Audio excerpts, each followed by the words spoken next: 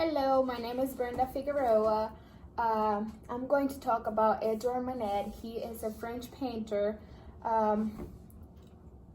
He was born January 23rd, 1832, and then he passed away April 30th, 1883.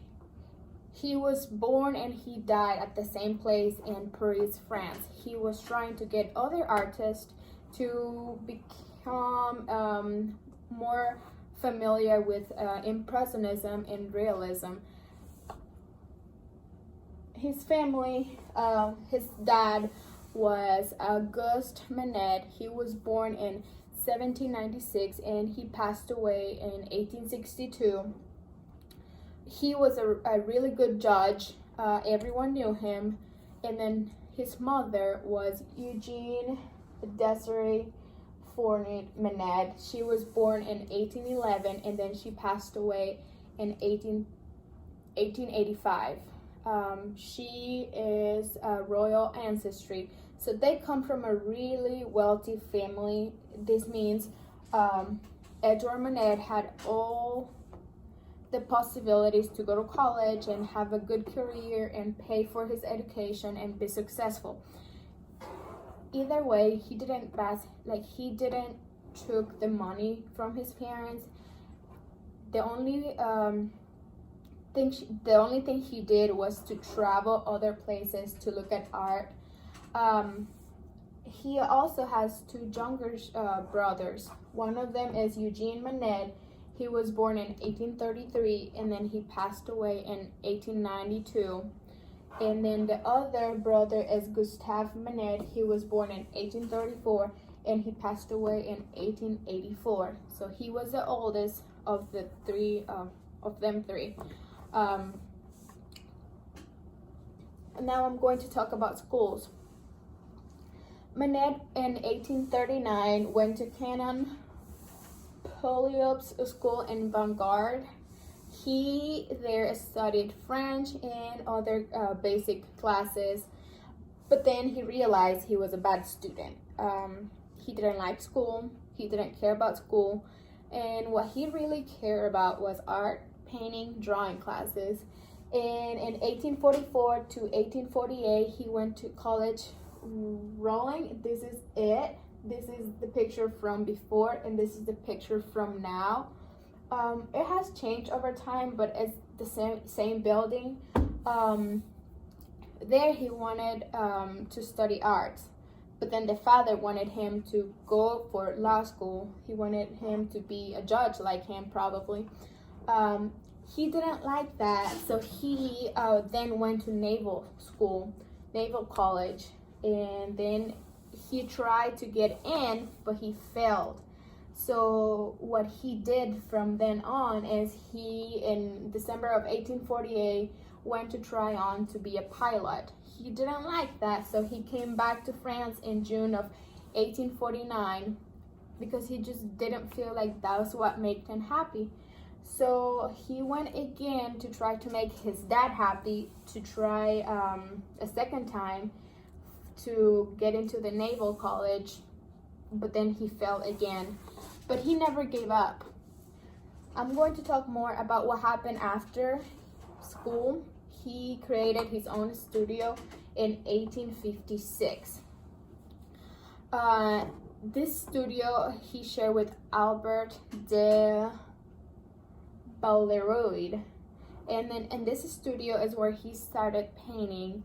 The first painting was The Boy with the Cherries, The Drinker, and The Music in the Tuileries Garden. So these are three different paintings that set his weight up, because from then on he was sure of what he wanted to do. He wanted to paint, he wanted to be an artist, he wanted to create art. This is one of the first paintings, The Boy with the Cherries. He created this painting in 1872 in oil on canvas. This is the second painting, is The Drunkard, and this painting was made in 1859. And the third painting is The Music in the Gardens. It was made in 1862.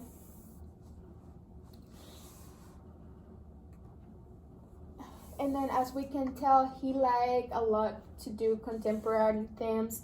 What he liked to do is painting real life situations. He would like to create paintings of bullfights, people in cafes, singers, and all kinds of different real life moments that he would capture himself to paint.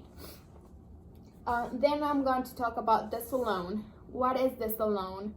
The Salon in 1861, it's like a place that the French government pays, so artists from all around can bring their artwork and so they can show it. But they have judges that they will judge the artwork before they even put it out there. So one of the paintings that he liked to take to the art place was called Spanish Singer. This Spanish Singer artwork was created in 1860 in oil paintings on canvas. He created a person with a guitar and apparently is a singer. This painting won a honorable mention. So it was like one of the most one of the paintings that the judges liked the most, and it wasn't the best, but they liked it really much.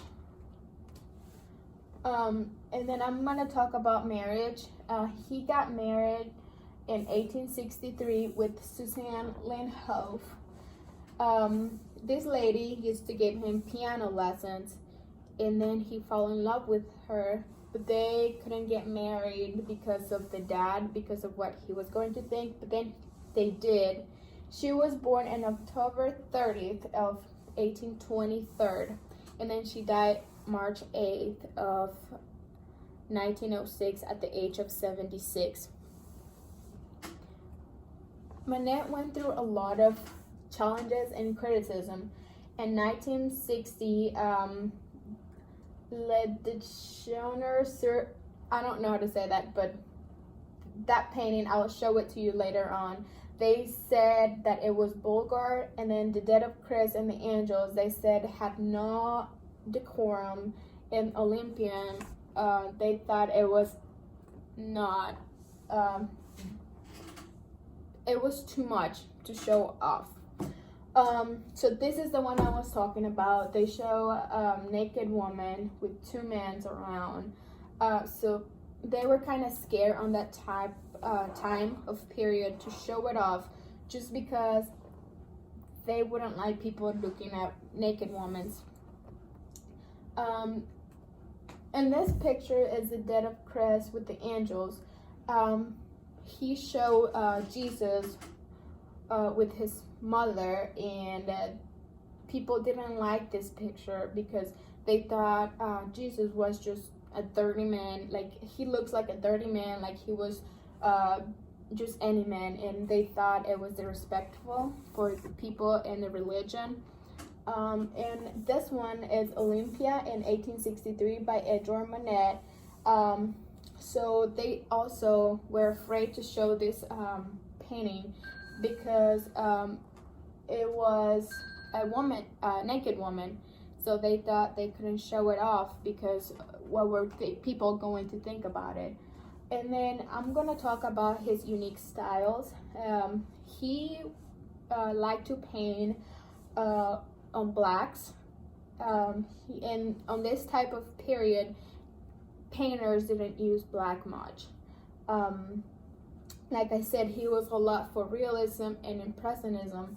And one of the quotes that I like from him is the bottom one: color is a matter of taste and of sensitivity, which I believe is true. Everyone's taste is different, and that's just like colors. Everyone's different, everyone likes different things, but we just need to learn how to appreciate others' points of view. So that's what I get from this quote.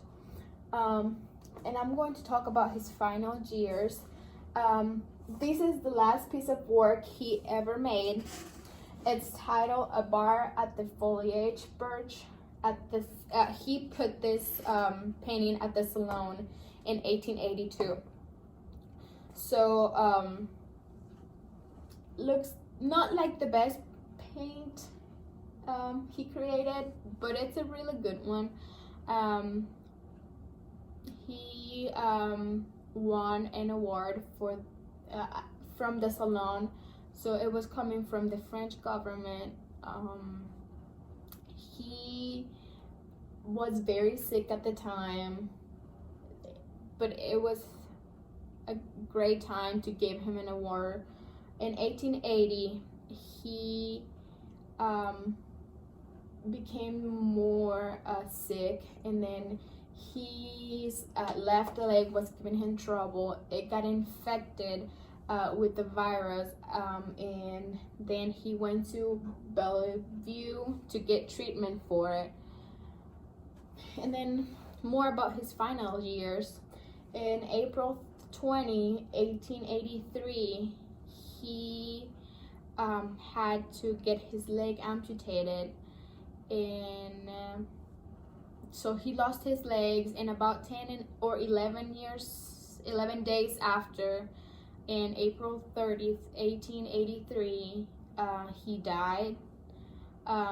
He died at the age of 51, and the cause, they are thinking it could be because of a bacteria called Treponema pallidum, or best known as syphilis, that is transmitted through sexual contact.